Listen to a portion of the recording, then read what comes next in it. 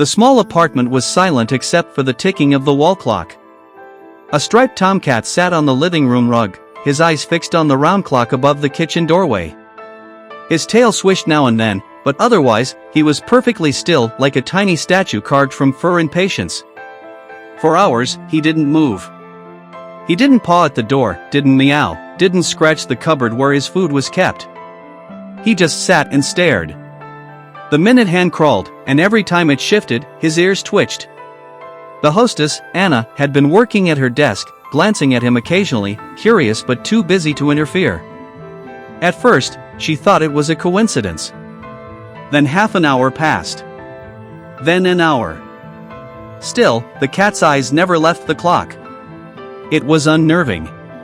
Anna leaned back, unable to focus on her work anymore. What is he waiting for? She wondered. Finally, she checked the time. Almost 6 o'clock. Dinner time for him.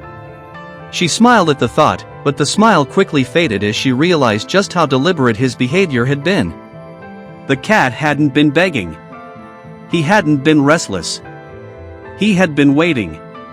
At the stroke of 6, the clock gave a single click as the minute hand reached the number 12. The sound was barely audible, but it was enough.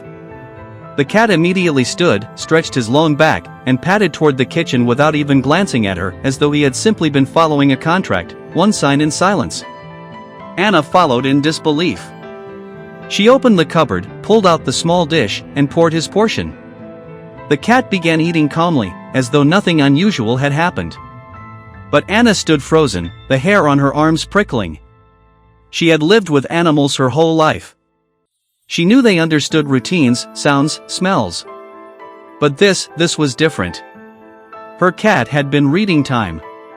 She knelt down, watching him chew with slow contentment, and whispered, "You were waiting for the clock, weren't you?"